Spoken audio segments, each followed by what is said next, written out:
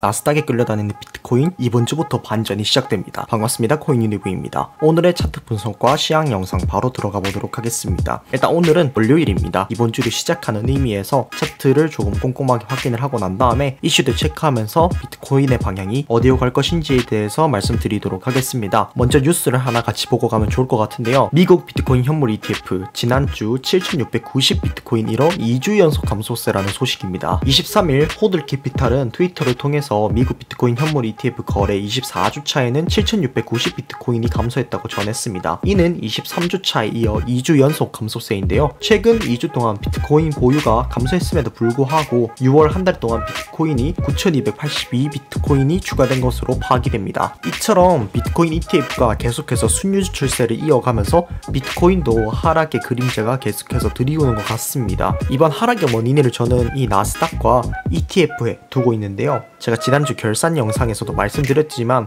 이 비트코인의 하락이 결국에는 나스닥으로 인해서 야기된 하락입니다. 나스닥 차트를 잠시 보시면 아시겠지만 이렇게 나스닥이 마감했다는 사실을 알 수 있죠.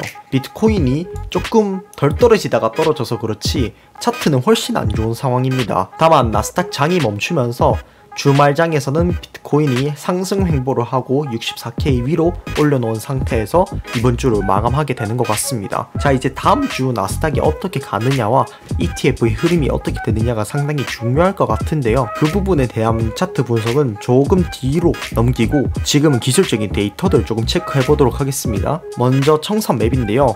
확실히 횡보가 2일 동안 지속되다 보니까 청산 구간이 명확하게 정해져 있습니다.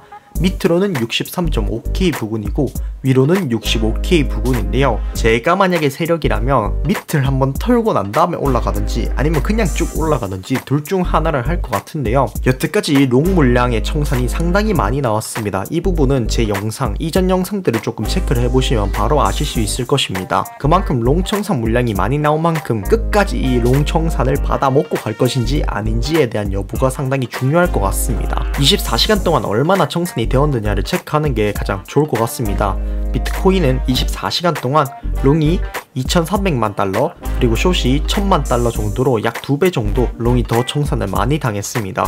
이렇게 횡보하는 와중에서도 롱의 청산이 상당히 많습니다. 또한 최근 한 시간은 롱이 400만 달러, 숏이 25만 달러 정도 청산을 당한 것을 알 수 있습니다. 여전히 숏보다는 롱이 어마어마하게 청산을 당하고 있습니다. 이러한 경향성이 어디서부터 비롯되냐를 생각하면 결국에는 나스닥과 ETF의 열세가 이 하락에 기인하고 있는 것이 아닌가라는 생각을 하고 있습니다. 다음으로 CBD 파이어 차트 보도록 하겠습니다. 참고로 이 차트의 경우에는 제 텔레그램 방에서 2시간마다 무료로 업데이트를 해드리고 있으니까 많이 보시고 참고하시면 좋을 것 같습니다. 이 차트를 보면 다양한 긍정적인 부분이 보이는 것 같습니다. 일단 지지 구간은 63K 부근으로 내려간 상태입니다. 그리고 위로도 약간의 저항 물량이 생긴 것을 볼 수 있죠. 그렇지만 크게는 그렇게 달라진 부분이 없는 것 같습니다. 위에 68K 저항 구간이 명확하게 있다는 점, 70K부터 72K까지 저항 구간이 상당히 많다는 부분 변함이 없는 상황입니다. 다만 밑에 CBD 차트를 보시면 굉장히 긍정적인 부분이 많이 보입니다. 첫 번째로는 100만 달러부터 1000만 달러의 매수가 빠르게 많이 들어오고 있습니다. 하락이 시작되는 시점부터 꾸준히 이렇게 큰 물량의 매수가 들어와 주면서 비트코인이 가격을 어느 정도 방어를 할 수 있었던 것 같습니다. 또한 10만부터 100만 달러까지의 시장가 매수는 줄어들었지만 그럼에도 불구하고 꾸준히 조금씩은 들어오고 있는 모습입니다. 가장 긍정적이라고 생각되는 부분은 1000달러부터 10,000달러까지 그리고 10,000달러부터 10만 달러까지의 시장가 매수가 들어오기 시작했다. 그리고 전체 오도수도 증가했다라는 부분이 긍정적으로 해석될 수 있는 요소라고 생각을 합니다. 결론적으로는 고래만 매수하는 것이 아니라 개미들도 같이 매수에 동참을 해줘야지 가격은 상승하기 마련입니다. 그래야지 그 위에 있는 청산 물량을 받아먹을 수 있는 것도 사실이고요. 이런 식으로 계속해서 매수가 들어오게 된다면 이 비트코인에 굉장히 긍정적인 영향을 미칠 것이다 라고 해석을 할 수 있겠습니다. 차트로 돌아와서 조금 더 차트적인 부분과 이슈적인 부분을 면밀하게 검토해 보도록 하겠습니다. 제가 말씀드리고 싶은 부분은 다음 주에는 상승할 가능성이 매우 높다 라고 생각을 하고 있습니다. 뭐 여러가지 이유가 있지만 첫 번째로는 하락의 기간이 충분히 나왔다라는 것입니다. 주봉으로 봤을 때는 2주 정도가 하락을 하고 있고요. 고점을 기준으로 봤을 때 이 하락의 기간을 놓고 보면 3주 정도가 됩니다. 6월 8일부터 오늘이 6월 24일이니까요. 기간적으로나 가격적으로나 큰 하락을 만들어냈습니다. 기간적으로 3주 그리고 가격적으로는 약 12%가 넘는 하락을 만들어냈죠.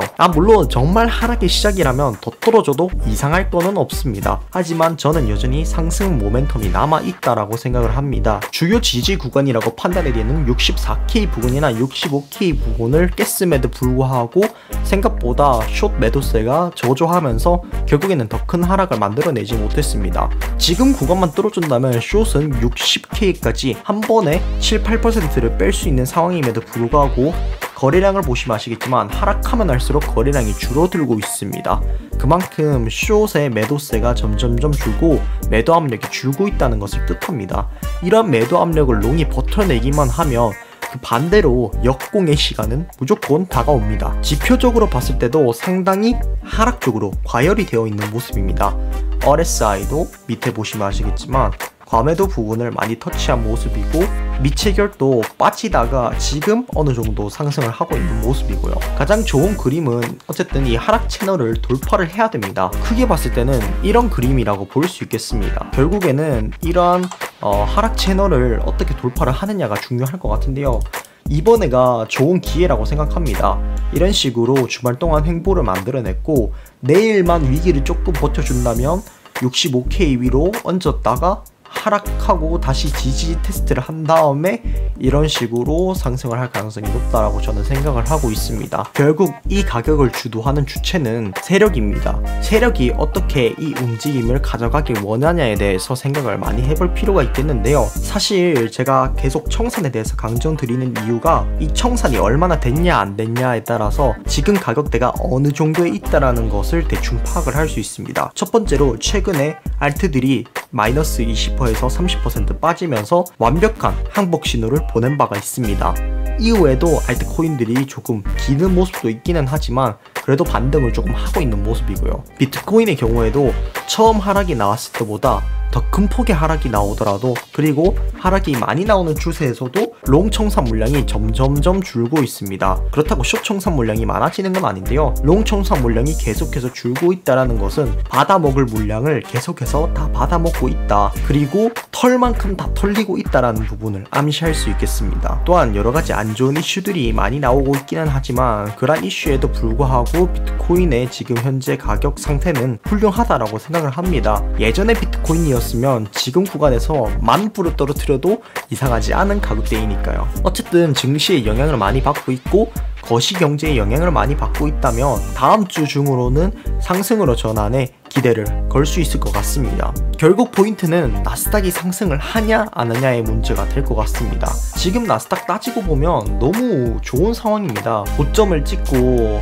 조정이 나오기는 했지만 그럼에도 불구하고 다시 상승을 할 수 있는 가능성이 매우 높은 상황입니다. 증시가 이 랠리를 언제 끝낼지 모르기 때문에 우리는 그냥 이 흐름에 자산을 맡기는 것입니다. 어쨌든 지금 구간에서 횡보를 잘 마치고 그 다음에 이 추세를 뚫고 난 다음에 지지를 해주고 65K 위로 올리는 것이 현재로서는 1차적인 목표이고 상승을 위한 상승 모멘텀을 유지하기 위한 중요한 요소라는 부분을 알려드리겠습니다. 알트코인에 대해서 알아보도록 하겠습니다. 그래도 비트코인이 하락 횡보를 하면서 알트들도 다시 많이 빠지기 시작했습니다. 며칠 사이에 반등을 좀 많이 하고 비트 도미넌스를 좀 빨면서 알트들이 상승을 했는데요.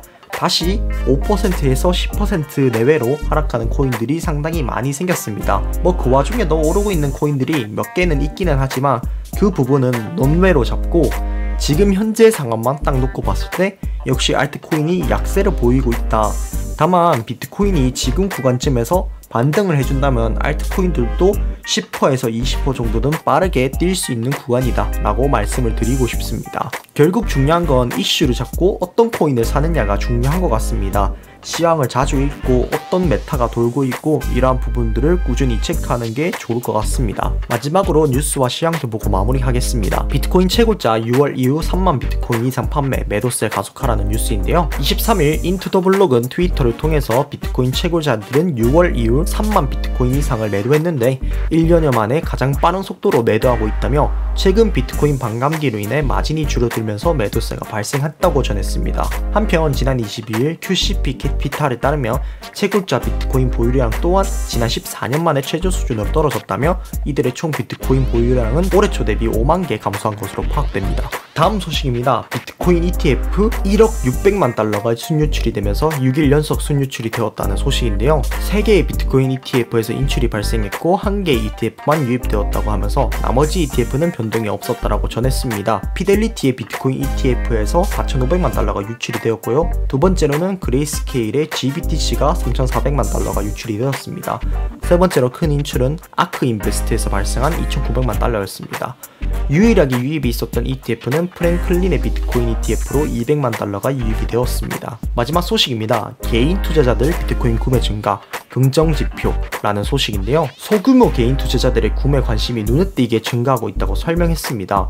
이들은 1만 달러 이하의 비트코인을 보유한 계정인데요. 소규모 개인 투자자들의 수요는 최저점 대비 7%가 상승했다고 합니다. 개인 투자자들의 구매 관심 증가는 비트코인의 미래 성과에 대한 긍정적 지표로 간주가 됩니다. 3월 초 매도한 투자자들이 암호화폐 시장의 회복에서 중요한 역할을 할 것이라고 말했습니다. 왜냐하면 이 투자자들은 상당한 자본을 보유하고 있기 때문이라고 전했습니다. 이상으로 오늘 영상 마치도록 하고 내일도 좋은 시황 영상으로 찾아오도록 하겠습니다. 감사합니다.